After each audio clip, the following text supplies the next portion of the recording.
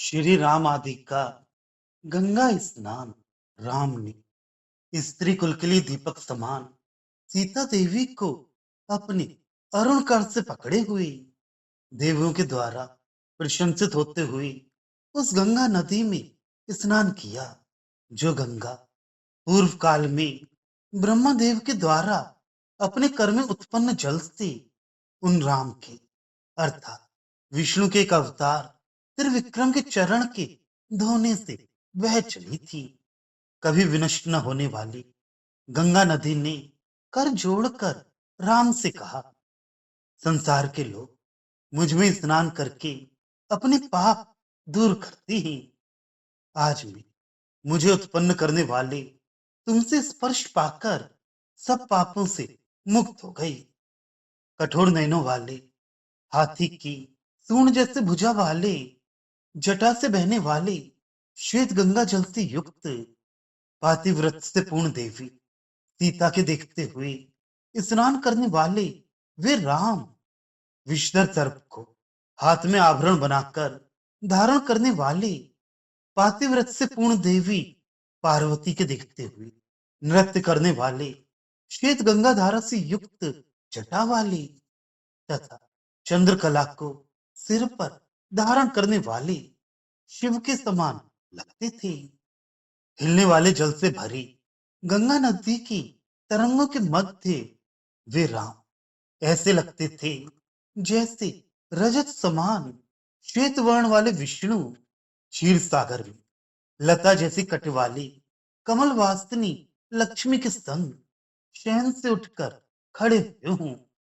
महावर रस से अलंकृत मृदु चरणों वाली चित्र समान सुंदरी सीता ने स्नान के लिए जल में प्रवेश किया तो उनकी कटी की सुंदरता से परास्त होकर वजी नामक लता लज्जा से जल में अपना मुंह छिपाने लगी।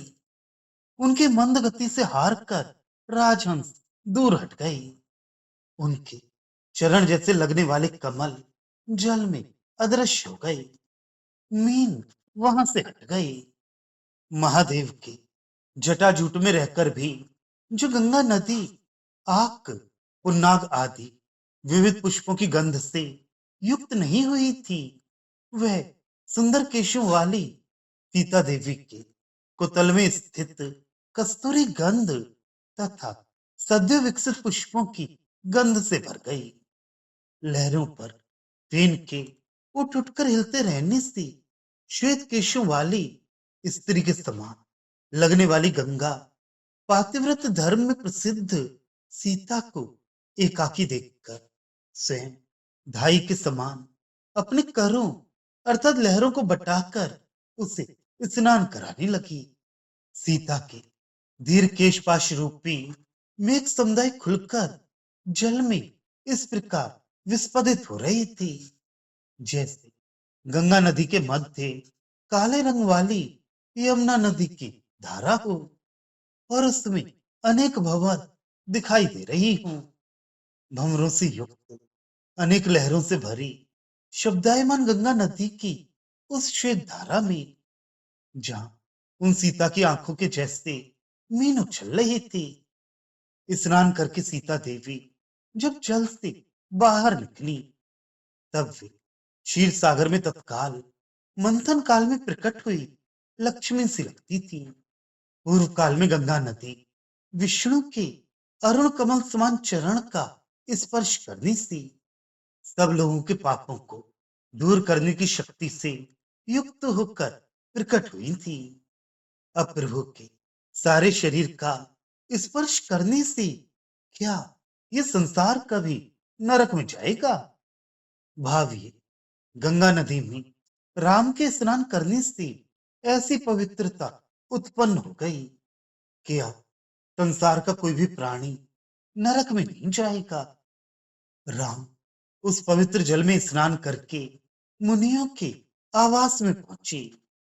फिर ज्ञानियों के ध्यान के विषय भूत पर ब्रह्म को नमस्कार करके प्रज्वलित अग्नि में होम किया। फिर उन मुनियों के प्रेम के योग्य अतिथि बनकर भोजन स्वीकार किया। जिस विष्णु भगवान ने बहुत कष्ट उठाकर अमृत उत्पन्न किया था और स्वयं उसे न पीकर देवों को दे दिया था। उसके अवतार राम ने अब मुनियों के द्वारा दिए गए शाक कंद का भोजन स्वीकार किया। अब जिनका मन अत्यंत शुद्ध है, उनके कार्य कभी त्रुटिपूर्ण नहीं होते।